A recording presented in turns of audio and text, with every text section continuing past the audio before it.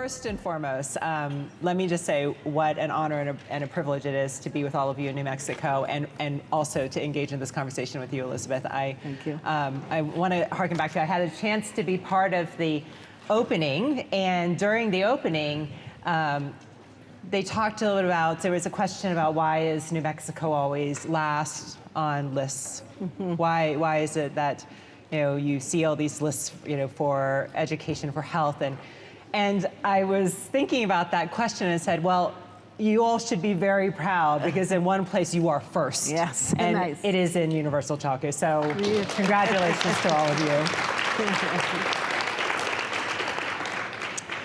Before we go too much further, I just want to highlight and thank Alicia and her leadership, and Kathy, the board president, and all the volunteers and staff for the New Mexico AEYC, all the work that you've done to gather and convene over 1,100 educators and leaders from all across the state. That is an immense, proud accomplishment for the affiliate, and I just want to highlight that.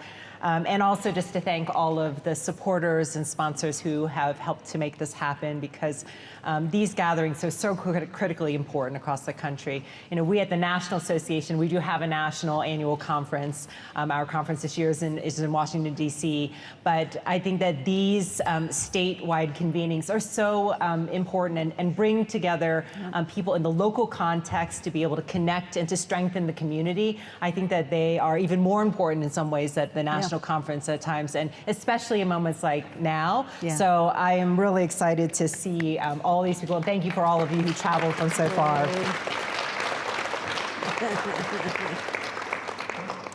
So before we get to the heart of being able to talk about this exciting development of where New Mexico is with early childhood education, Elizabeth, I'm not, I know that so many people here, I loved being able to watch how awestruck they are and being able to be with you and to see you, because you have been such an amazing, inspirational leader for the field in New Mexico. So can we take a step back? You have been known, and I will just say even on the national scale, Elizabeth's name comes up when we talk about who's leading the way, who are the people who are out there innovating and leading on behalf of the field of early learning. But take us back to where it all began. How did this become so important to you personally, that you have dedicated your career to moving the needle on early childhood education? Yeah. Thank you, Michelle, and hello to all the wonderful early childhood educators and leaders. It's so great to be here with you. You motivate me every day, so thank you for that. And I would say my career trajectory for this kind of came happenstance, but how many of you remember in the late 90s there was a study called The Cost of Quality? It was a national study, and it shed a light on childcare in America. And it said most children are in poor to mediocre care. It was a real call to action, and Denver, which is where I was living, was one of the cities that they had focused on. Mm. And so a group of people came together and said, we have to do something different. I happened to have some good evaluation and research skills, so this was my entree into early childhood came from that lens. I knew nothing about the field, but it was so inspiring to see people like Thelma Harms, who just this year passed away, who created the environment rating scale. And then the ARNET, which is this measure of how teachers and children, the warmth of the interactions. So I was learning as I was evaluating and seeing how young children were doing. But that was my entree, and it was a true call to action to think about that our children, families, their most precious gift, were leaving children in places that nobody wanted them to not be high quality places, but it was some of the issues that we'll talk about here in our conversation about what we've done in New Mexico. But from there, I had the chance to work in a Head Start. How many Head Start people do we have in the room? Give a little shout and heads. Good, yes. Awesome. That is where it began for me when I started as a family service coordinator at a program in Northeast Denver. And again, knew very little about it. But the parents and the educators, the teachers there, taught me so much more than I had ever learned in my bachelor's programs and my master's programs. And it was, I think that's where I got my system lens for how we're going to change things for children and families. Mm-hmm. Because in Head Start, first of all, families are running the program. They're sitting side by side with you saying, I want this, I don't want you to hire that person, I want you to hire this person. And that was just revolutionary, to think about parents there as decision makers. but also that you have to look at the community. How is the community changing? What's different? What's similar? What should our program look like? Because in this part of Denver, it had been predominantly African American, but there was immigration, people were moving in, it was more 50-50. Now there were Spanish-speaking families, they wanted different things for their children. And so I was just fascinated by how you had to use your community assessment and you had to use your self-assessment and work with families to design a program. And so that is, I think, really where my through line has been. Families and community at the center of decision making, but always thinking about it as a whole system. You care as much about how the children are being educated as you do about how their teachers are being supported, how their families are getting support, and what are the conditions in the community that are fostering all of that. So that started in the late 90s and led me into being able to be the Head Start Collab Director for the state of Colorado and so much more. But thank you for asking that question. Yeah, well, this is a field where I think if you ask each one of us, there is something we can point back to that brought meaning to this work for us, that drew us into teaching, that drew us into leadership, that drew us into systems work. And I think it's always good to take a step back and reflect, you know, because that's often what fuels us as we think about the importance of what that means for family and community. And you know, for me, one of the early ahas I had was thinking about, you know, one day I wanted to be a mother, and I suddenly realized I had no idea how that was going to happen because I wasn't going to have part of what my parents had, which is to have my grandmother live nearby, you know, to be able to help provide some care while they also had me in a part-time care environment. So this aha of like, oh, we have to solve this. This is something that's important for families and for community. Well, let's talk about New Mexico, and because you took all those experiences, and New Mexico is the only state with universal access to child care and early learning. Only state. Yes. All of you did that. I just have to say, that's so bucket filling to say. I have to, as someone who's sitting on the national scale, it has truly been inspirational to spend a little time here and to be inspired by what's happening here. So from your perspective, what are some of the key moments or policies that have made this possible? Well, I mean, New Mexico's always been a leader in early childhood, and that goes way back, and there was much advocacy, but it was the election of Governor Michelle Lujan Grisham that kind of put us on the right trajectory to take all and harness all of that energy. So that was key, and I was just reflecting on it, thinking about this question and saying, so in 2018, she was elected. She started, the first session was 2019. By the end of that session, there was more full-day pre-K for children. Access to childcare had expanded from 150 to 200%. We created the Department of Early Childhood Education and Care. It didn't start yet, but she had created that. And she had the moonshot for education. She set a vision for a cradle-to-career educational system that would meet the needs of families, would educate our children, would support the educators and the people doing the work. And she just infused so much money and energy into the education system. Big raises for K-12 educators, again, expanded pre-K. And so those were critical to putting us on a trajectory. And it was the statistics you talked about that had motivated not only her and the legislature, you know, the 50th in child well-being, 50th in poverty, 50th in child hunger, all these things. They said, we have to do something radically different. We can't just tinker around the edges. And they believed in the science, the promise and the science of early childhood, which said, if we invest early, if we make it quality and support the educators and the people doing the work, and we give families access to those programs, we will change the way things look here in New Mexico. And I cannot thank that enough. That was just the beginning. So that was the first 3 months. And then second year, you know, the department starts, but we also get the Early Childhood Trust Fund. That comes through. And then the next year, she puts her support behind the Land Grant Permanent Fund, which now brought $150 million to the department, to pre-K, to home visiting, to educator wages. That trajectory is what has put us leading the nation, but it was clear vision, clear partnership with the New Mexico legislature, with true champions, Senator Padilla, Senator Trujillo, Doreen, Representative Gallegos, the late John Arthur Smith. So many people came together and said, and Speaker Martinez, let me not forget, Senator Mo Maestas. I mean, these were people who had been working on this for years, and very importantly, our Lieutenant Governor, Howie Morales.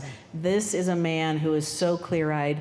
He loves to tell the story when the governor was getting up to give her first State of the State, and she said, I'm going to put the department on my, in my speech here, that we're going to put my support behind it, which he had run the bill 10 years earlier, because he saw this need, this fragmentation, where we see these programs and services that were run through all different programs, well-run, meaningful, but they weren't connected and aligned in the way they needed to be to get those better outcomes for children and families and the educators who care and educate them every day, care for them. So those are some of the early things. Well, so early, and then there was a lot of building. And as part of building, educators and advocates and organizations like the New Mexico AEYC have been involved and engaged in these conversations and helping to support and build on the momentum.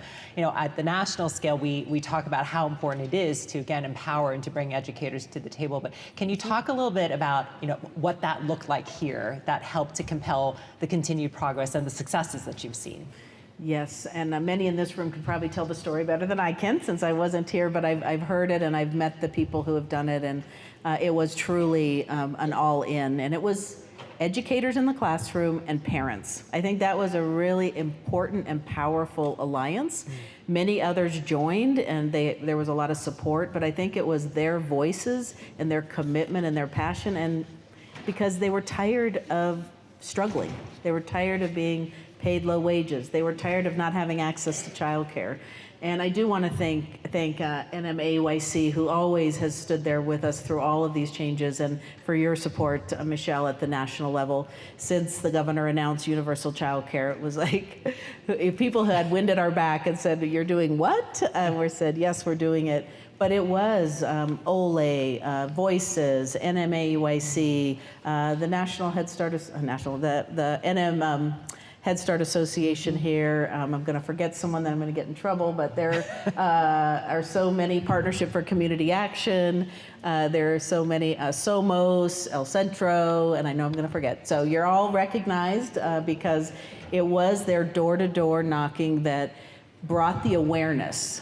And then it was the legislator and the governor and the department, the ECECD staff and our team who made it happen. So I think it was that all-in strategy, and they had been doing that for years, but truly, I mean, how many of you in here were part of that? Oh. Give a round of applause if you participated in some of that door knocking and advocacy, and then to our, where are ECECD staff? Yeah. Where are they? They're here.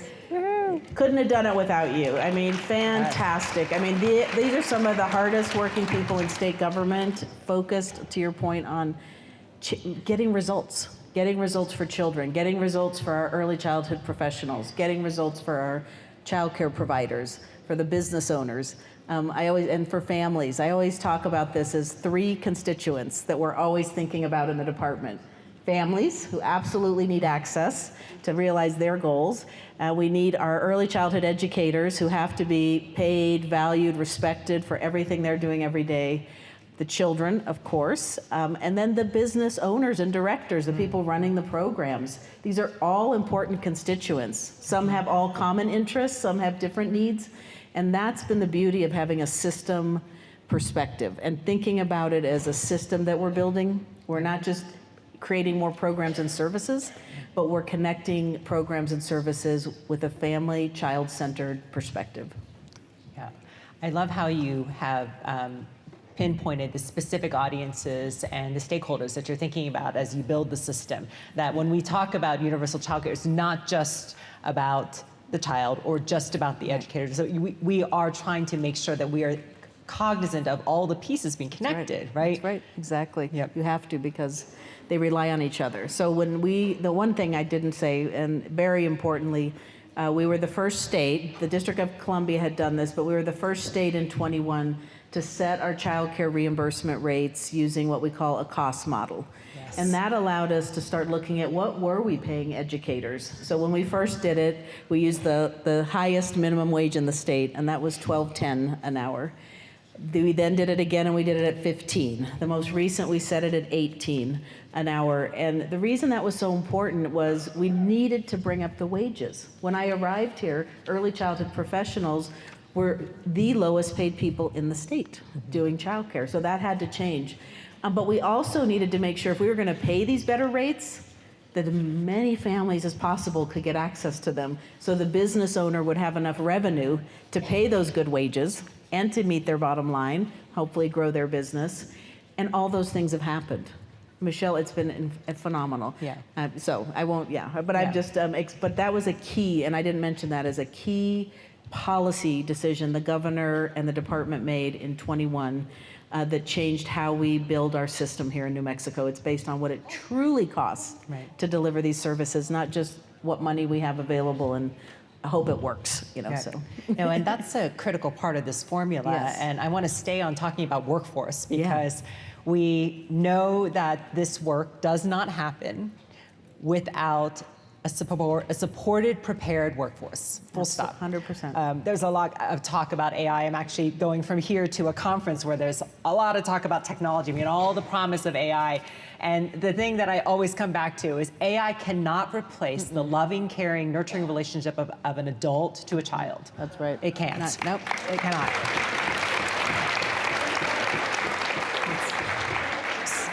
So I'm glad that you're not trying to find ways for AI to take care of the children here, because you have named the one thing that is going to be so important as you've been building out the system is supporting an early childhood workforce with significant investments. Yeah. Compensation being one of the first things that you address, because that is unfortunately one of the reasons why so many people leave the field. Right. Even if they love it, it's because of the challenges in cost, that they can't make a living wage. Right. But can you talk a little about some of the other things you've done? Because you've done so much, credential pathways, higher education access, professional development, and recognition of the professionals in this work. Right. And that was part of, I definitely felt that passion, which is why it was so wonderful to come work for Governor Michelle Lujan Grisham, because that was hers. Educators must be respected and valued for the work they do every day.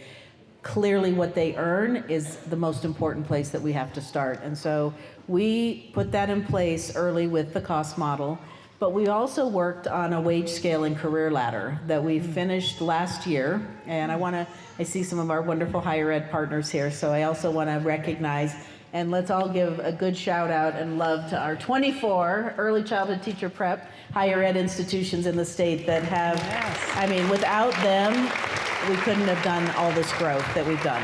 We're seeing huge impact. The scholarship program, the governor, I think it was 22, she made college free in New Mexico for certificate bearing, 2-year and 4-year. That was a significant equity issue for early child, for all professions. But in early childhood, that's often the thing that we saw was like, well, I can't work full time, pay for school. So not only did we do that, we immediately implemented pre-K parity in the first year. And that was, again, listening to providers, and also from the years of experience in early childhood, the difference between pay in schools, based on school-based pre-K to community-based pre-K, was significant. And they were losing. We always hear the thing, we educate them, we train them, and then they go to the schools. So by saying we will, we obviously can't offer the level of retirement and some of those benefits, but by even doing the pay, we have seen community-based pre-K programs retaining their staff, helping them attain those higher degrees, but not having them leave to go to the public schools because they enjoy the environment and the climate they're working in. 2 years ago, we did infant toddler pay parity. The legislature, they wouldn't give us our full amount. We wanted more for the wage scale and career ladder. They gave us $5 million a year for 3 years for infants and toddler teachers to get the kind of pay that a K-12 teacher would get with similar credentials. That has been very successful, but now, coming in 27, we're actually going to have the funding to support true implementation of the wage scale and career ladder. So it's so critical. That is an incredible milestone. Thanks to a lot of people here in the room. I I think that's an important point here because we know that these early years are defined by the science of the period of time between 0 and age 8. That's right. And oftentimes our systems don't work to recognize, again, the system of how we are trying to support the continuum of early learning. Right. And by making some of the changes you have acknowledged and also looked to provide parity of those early years with the later years in terms of development. Correct. And we talk about it a lot, and we, during legislative session and committees, really helping people understand this critical and rapid period of development. Representative Joy Garrett calls, early childhood people brain builders. And she's, there's some really great champions in understanding, but thanks that we have this kind of group of people because there's a lot of education we still have to do. That's what I found during some of the last legislative sessions is people know early childhood is important, but to your point, how important it is. And how important it is that those early childhood experiences, reflect the culture, the values, the ways that families raise their children and the different values that they have. And I think that the work that we've done in New Mexico has kept us connected to that. I want our Assistant Secretary for Native American Early Education and Care, Dr. Joni Sweeney. I don't know if she's here. She did a session earlier today, but her work with our 23 nations, pueblos, and tribes make sure that we are building early childhood programs that do truly reflect the value, the culture, the traditions, the languages of the people of New Mexico. More work to be done on that area, but I think that's actually one of the key strengths that has allowed New Mexico to be #1 in early childhood is we lead with that. We lead with our values, we lead with our families and our connection to both place as well as that longer historical trend. So I think I might have lost train of the question, but you'll bring me back. Yeah. But I'm just reflecting on how valuable all of that has been to our success in building a system that truly reflects the needs and the wants and the desires of the families and children here in New Mexico. No, I think that's, you're staying on how we make sure that the system works, but how do we make sure it works successfully in New Mexico, which is to also take all the wonderful things about New Mexico and make sure that it's reflected in the context of how we're educating and recognizing the different settings. I mean, this is one of the things that as I get asked questions about, well, what is childcare anyway? Oftentimes people come into it with an answer like, well, it's that childcare center down the street. Exactly. Oh, it's not the home. Well, no, the home is included. Right. We know family childcare has wonderful, rich quality experiences. It's the school. It's a school. It's a places of worship. Start. It's early Head Start. Yes. It's faith-based. Exactly. Bilingual, immersion, Montessori, Reggio Emilio, all the various developmentally appropriate. It's such an amazing system. I just want to give you all. It's doing universal has kind of just let the sector shine, and also be able to become more visible as what is it that's happening in early childhood care and education. And I've just been blown away by, to your point, those are some of the hard things in legislative committees is a person has that idea of how they engaged with childcare, early education. And we're talking about making sure that all of our policies, all of our approaches help everybody thrive and all those different eclectic businesses, small, large, family childcare, faith-based, Head Start, early Head Start, do well under this new policy of universal childcare. Right. Well, you've made such great strides in creating a more robust pipeline of supported, trained educators. I had a chance to talk with some of the higher ed institutions who are here, who have seen growth in their programs and are just very excited about the ways that we're going to make sure that we have the people ready to be able to care for young children with the knowledge and competencies that they have. What do you think are some of the remaining challenges you have in recruiting and retaining early childhood educators in New Mexico as you build the system? Yeah, we do have to better support our higher ed institutions. We have to support better salaries and compensation for our higher ed faculty. This is a big gap in the system, and one I've become more and more aware of thanks to their engagement with us on some of the wage scale and career ladder. It's it has to shift because we don't want to lose them to the K-12 system. We don't want to lose them to the early childhood. I mean, we love them in there, but we want to grow. We want to grow more of our PhDs. We want to get more master's programs. So I think those are definitely things, and hearing that you're talking to them, and we talk to them as well, and saying they need more faculty. So we need to shine more light on our higher ed institutions at the legislative level to say, especially in early childhood teacher preparation, what is needed. So we're fortunate in this state to have the New Mexico Early Childhood Higher Ed Task Force. It's been around for decades, and they are strong partners with us. I also think in that, guys, credit for prior learning, credit for prior experience has to become part of our mantra and our mission. How many of you support that in the room? Okay, good. And I think there's lots of ways to do that because, but we have to be focused on competencies. This is what helps children learn and develop, is when their educators and their caregivers have those that skill and those knowledge that they can help make things better for those children. They can see children where they are and help them along, what do we call it, scaffold, and I'm not an early childhood educator by training, but scaffold their learning, but we want to keep professionalizing the field. We have done that very well here, and so I think you can do it through credit for prior learning, credit for prior experience, but we do want to maintain that focus on competencies. And I do know there's a slide we'll show a little later, I think, but about our new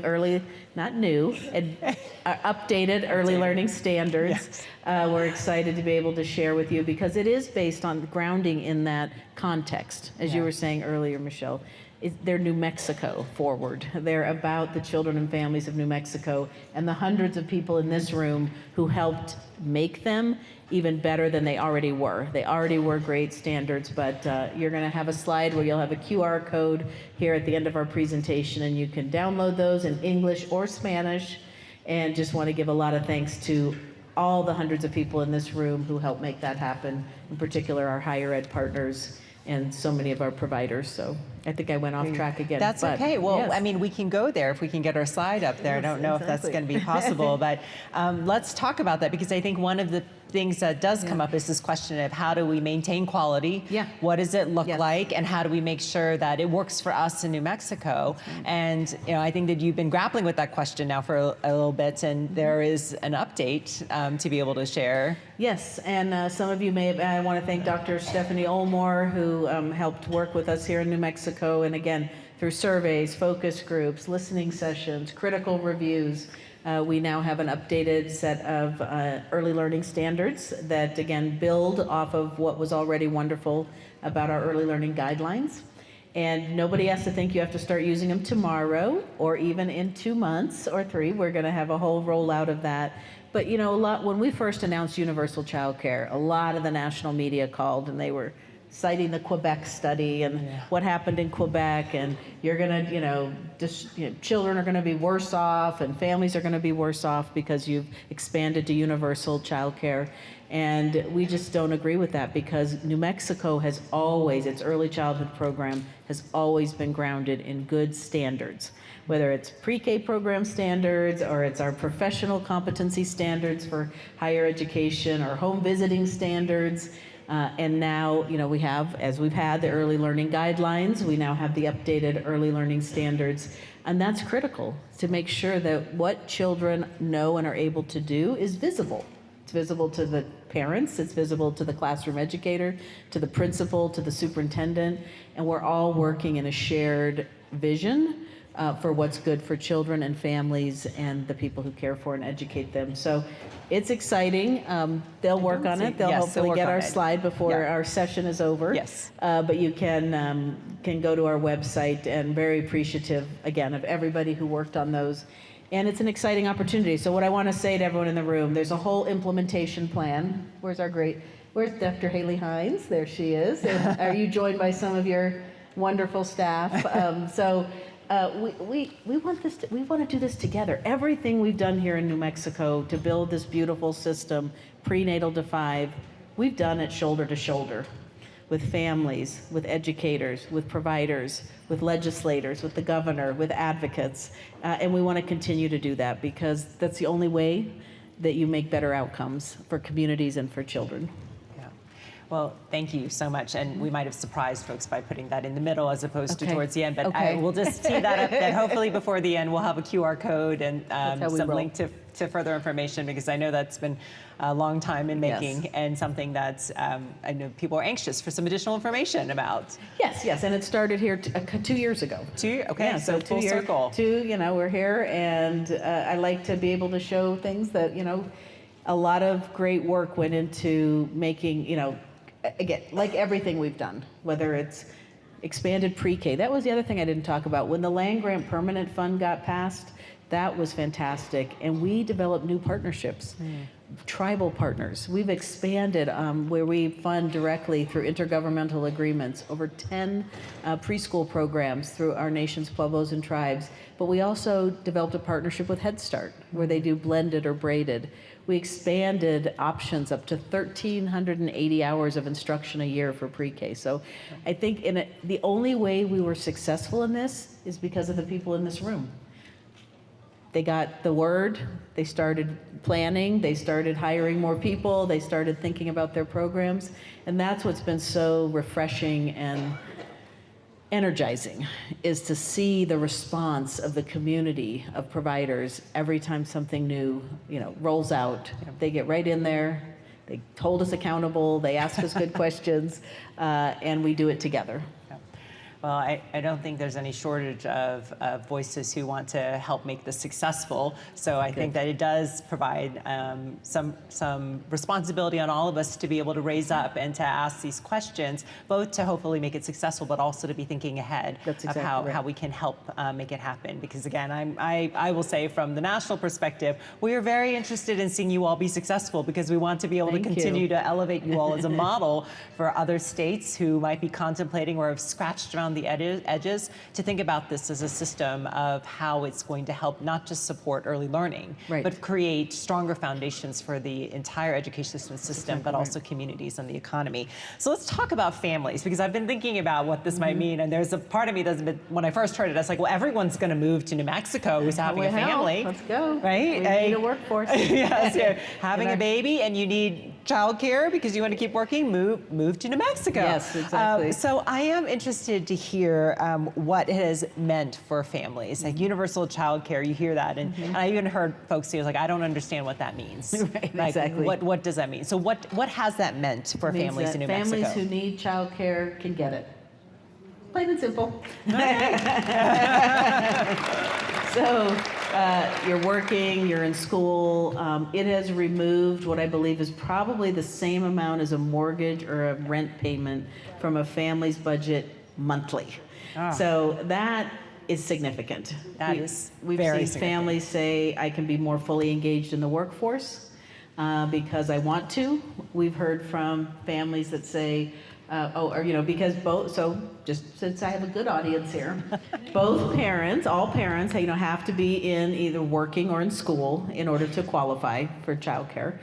But and if you're grandparents raising your grandchildren, you do not have to be working or in school. You can have that childcare at no cost. Same for families experiencing homelessness, families who are involved with the Children, Youth, and Families Department, and other at-risk families. But the key thing is that's why families now have more options. They have freedom to think. So some moms are saying maybe their spouse has been working, they can go back to school. They can do it. Not a big childcare bill. So it's not that stressor of the conversation. I talked to so many, even legislators who are like, they told me crazy, I haven't had children, so I don't know what it's like. How many of you in here have had to juggle childcare and work? Yes, exactly. Okay, that's ready. And those are tough decisions, and they're real, and they determine whether. I remember when we first moved to 350, we had a mom speak and said she was just over the limit, and she was an artist, and her husband worked as a social worker, and she wanted to have childcare, and she couldn't afford it. So this allows New Mexico to really release and unleash the potential of all of our residents, everybody who lives here. One woman said to me, "You've changed, this policy has changed the lives of generations of women." Because we know that in most of these cases where there does have to be a compromise, who's going to stay home? Can we afford that $2,000 a month for childcare? Well, you make about $2,100. Is it worth it for the extra 100? You know, all these decisions, gone, November 1. Yes. And we saw, yes, exactly. And boy, did we see a lot of uptake on November. We had 1,000 people apply, I think on day one. Was it 1,000 on day one? It was something crazy. Wow. But it's been exciting to hear the stories, just the relief. And I think it's also a relief for providers, I hope, because we do pay on time. We pay, okay, yes, thank you. Thanks, Gabrielle. Shout out. And they can predict it. Yeah. They can know exactly who's enrolled. They can know exactly what those payments are. So they're less stressed. And I'd love to hear, I mean, from providers, though, in terms of taking that financial relationship out of caring for someone's children. I'm hopeful that that's also going to blossom and grow. We know there's always with new policies, it's iterative. Yeah. It doesn't start on day one and be, everyone's happy with it.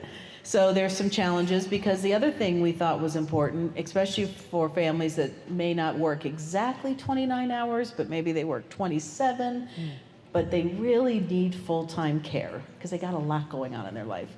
And they're now allowed to do that. They're saying, actually, I only work this much, but what would be best for me is if my child could have a full-time contract. And that's allowed now under this new law. And I'm really grateful to Senator Munoz, chairman of the Senate Finance Committee, for stepping up and working with us on Senate Bill 241 that has codified some of this work. But that was key too, because families needed the certainty. Am I going to go in and apply for universal child care if the legislature's not going to fund it? If I'm going to get myself all excited about having this extra money and then I'm going to have to pay? And so they put in there that up to $700 million can be appropriated over the next 5 years from that trust fund to support universal child care. That gives families and child care providers certainty that they absolutely need to do it. But I mean, there are so many stories, and many of them are on our website, but transformational. You've changed my family's life. I now can get a reliable transportation. I can go to the zoo. I can buy healthier food. Like all these very practical, tangible things. One mom early on said, I now can have a normal life. Like because of this serious expense every month. So we're excited to see like the level of, we know that can cause a lot of toxic stress when families are concerned about meeting their financial bottom line. We know that toxic stress can transfer to their children, and those children are coming into your classrooms. And so we want to see this really be a new day for families and for children and for all of you who are working in the classrooms. Yeah, I so appreciate that point of being reminded about how the stress from the family shows up in the programs. That's and right. Nobody knows it better than the people in this room, right? You all see and know when your families are stressed and challenged, and to have the stress and the challenges from the financial part of the childcare be relieved, to me, it's going to be interesting to watch in terms of what happens with children's behavior, but also the stress in classrooms. We have a national workforce survey that we do annually, and one of the questions that we ask educators is to tell us, what they're hearing from parents about affordability. And in the national survey, they said that 61% of parents can't afford to enroll their children. Wow. So that's the national, and the context here then is very different, clearly. Yeah. And think about what that does to their family's overall well-being, because we know that when people want to go become a nurse or become a firefighter or become an emergency responder or an educator, they can't because of this child care bill. Right. Now that's not a barrier here in New Mexico. And so it's helpful, and I think it's still, we believe a lot more people know about it, but we do think it's important that all of you in this room help make that translation, and you're trusted people in your community, so people know, hey, if you go to school, if you're working part-time or you want to work more full-time, we know we have a supply issue, so I'm not going to sugarcoat that, and everyone in this room knows it too. We know that infant and toddler care is harder to get than school, maybe than preschool. School age is also sometimes hard to get. But infant and toddler care, we continue to be very focused on building that supply. And we're seeing incredible growth in all of those areas. Well, I loved, if I might just share, the note you got from a provider who told you that she is opening up all these new programs with infant toddler spaces. And so you're seeing it real time. The outcome of being able to have the supports for a system. Right. This predictability, like they know that the funding is there, the support is there, we know how much, but yes, I'm so impressed with all of you out there who are making this happen. Right. Well, before we talk about all the calls I'm sure you're getting from other states and places who are wondering how you're making it happen, I do want to go back to something you brought up, which is the uniqueness of New Mexico. It's so diverse, culturally, linguistically, geographically. How have you contemplated holding all of those pieces and preserving and supporting those unique elements of New Mexico as you've implemented universal childcare to effectively serve all these communities, tribal communities, rural areas, multilingual families, families with special needs? Yep. Well, one way is, it's great to have the department. So we have all the people who work with providers across the state inside our department, and we can do a lot of sharing and a lot of cross-departmental alignment and conversations and strategies around how to help strengthen particular communities. We also, as I mentioned, Assistant Secretary Dr. Joni Swina has the New Mexico Early Childhood Tribal Advisory Coalition, and they meet monthly, and so we're staying in touch with what are the needs of local, in the nation's pueblos and tribes, their child care, their Head Start, their early Head Start, their home visiting. And her and I do tribal consultation with the governors and the presidents and travel and hear what are their priorities? How can the department's tribal investment strategy help support those priorities? We also have local early childhood system building coalitions. Do we have any of them in the room? Any? Yay! Awesome. And they're around the state, and they're connectors in our community. So we have home visiting, early intervention, childcare, pre-K, Head Start, early Head Start, community-based other programs that support infant early childhood mental health consultation. So they become places where families and providers can come together. They've been so beneficial in helping us understand what are the conditions in communities, because we sit at the state level, and if you think about the K-12 public education department, they have local school districts, so they help them understand the context. We have the higher ed department, and they have local colleges and communities and universities, so they can understand that context. For us, we have all of that. And plus everything else. So the local coalitions are a fantastic place for those individuals to come together, and then they meet with the state and they tell us. And so one of our key strategies in all of the system building has been listening and learning from our communities about what policies are best and how should we shape our policies to allow for flexibility. So we know in rural communities, it's probably going to be more family childcare, or it's going to be building out from our early Head Start programs. They're located in many of our rural communities. And so I think it's that, and of course we meet monthly with the New Mexico Head Start Association, having these conversations with people who are connected in rural communities and our leaders in their community. Yeah, it's going back to the people who know what's happening best and seeing what's happening with families so that you can take that in terms of context as you are building out policies. Exactly. Yep. Exactly right, Michelle. Well, New Mexico is frequently cited right now. Everyone's calling you. We were talking a little bit about this. So what do you tell governors and legislators when they call saying, how do you make this happen? What do you need, what do you need for success? I mean, the first thing we always say is, child care is not a side issue. It's a family It's an economic sufficiency issue, it's an economic issue, it's a child well-being issue, and so let's get clear about that. This is not, should we do it, should we not do it? You gotta do it. And the governor is also called a lot, and she is very clear about that. Now, do they have an early childhood trust fund? Do they have the land grant permanent fund? Maybe they could create one, but there are ways. So first you gotta make it a priority. And then you have to think about it from the system perspective, and the compensation of the early childhood workforce has to be key. Because how are we going to keep and retain and recruit all of that and the professionalization? And I think that's what we've done so well here, a 65% growth in our workforce, 64% growth in their wages. It's amazing. It's been fantastic. And so those things don't happen without intentionality. And really coming at it with, it's not optional. Families have to have access to childcare if they're going to do well for their children and for themselves and for their overall household. So those are some of the things we talk about. Take a system perspective, think about it holistically, not just as childcare over here, but you have preschool, you have all the programs and services, especially pre-K and childcare. They really need to be thought of synonymously together, because most of our pre-K children in New Mexico are served in community-based childcare centers. And so that's an opportunity that we've been able to leverage to help make this possible.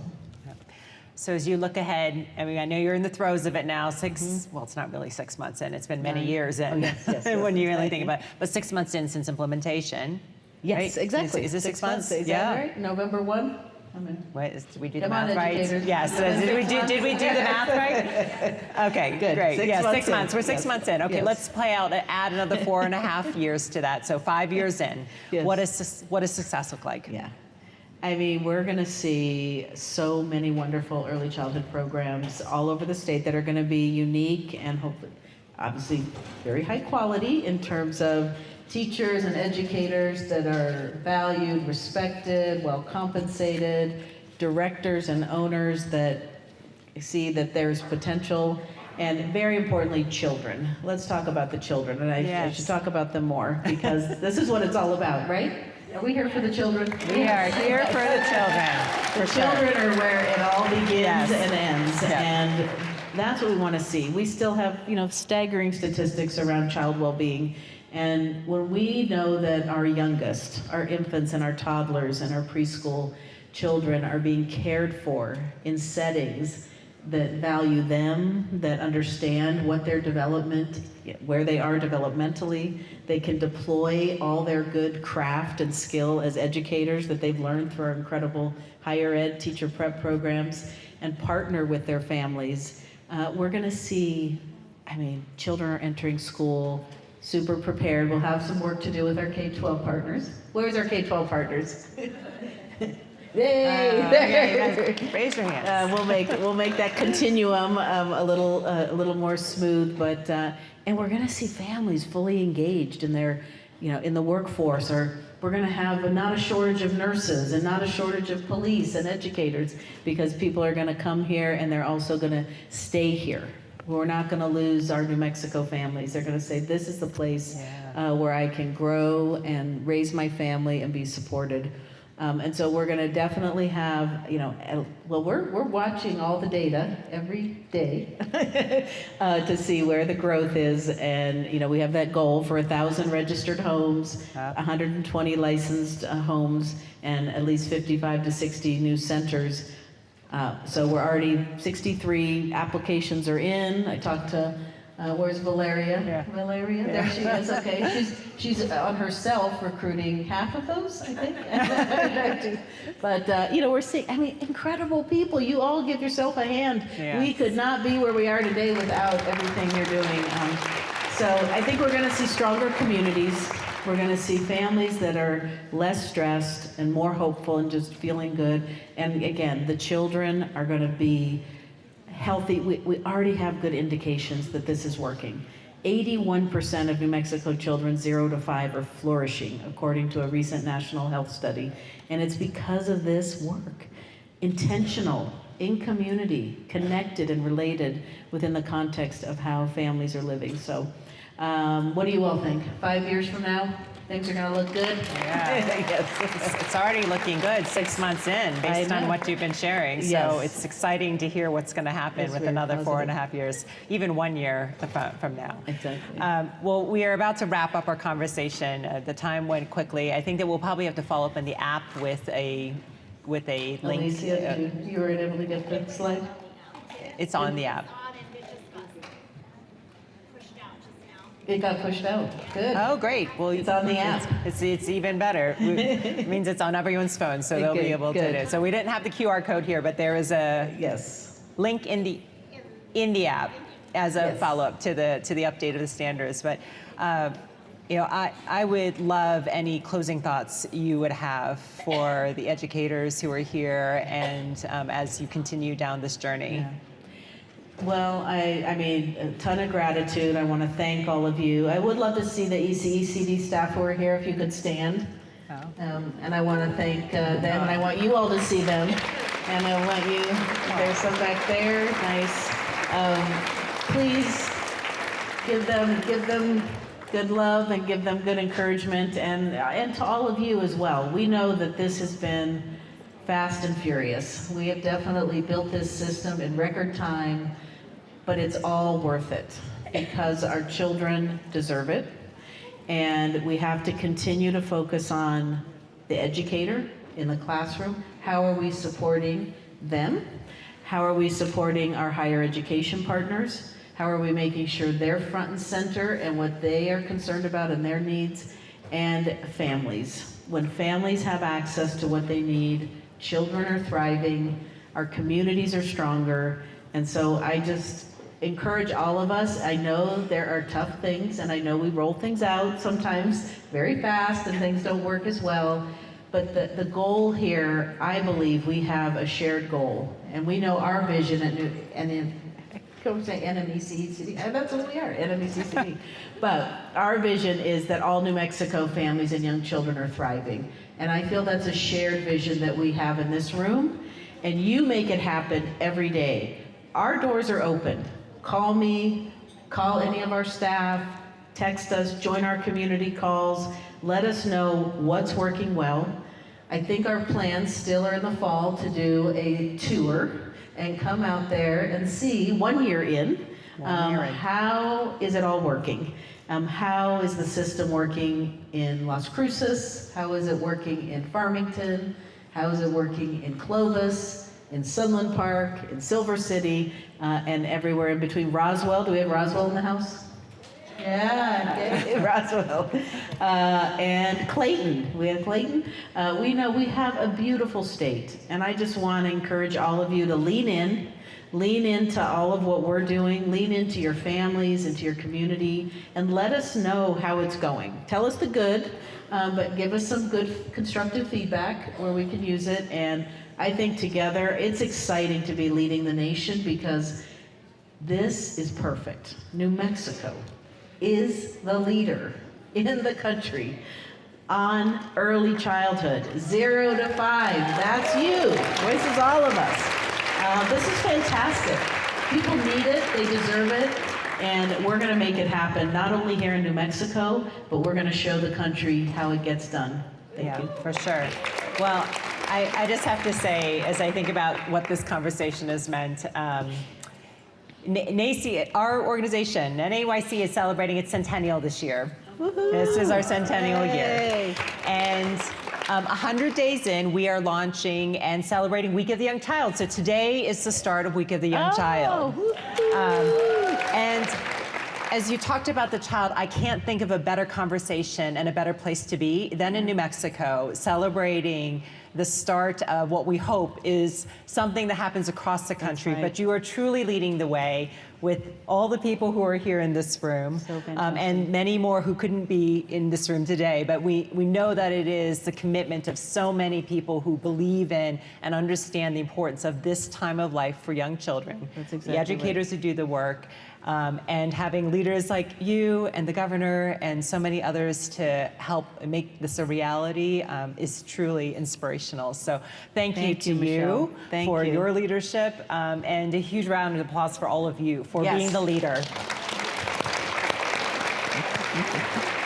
Thank you for coming here and having this conversation, because it's the first really since all the announcement publicly, and it's what a better audience to have hear this and hopefully resonate with it and feel we're part of it, and I hope it was inspiring and gives you a little more energy to have that grit to get through those tougher days, but know that what you're doing is changing the lives of children every single day for the better, and loving and supporting their families in ways that couldn't be done without you. So, gracias, love you, thank you for being here. Appreciate it. Thank you, Alicia, for being such a great leader. Yes. Love it. Right. Thank you. Thanks, Michelle. That was fun. Yes, it was.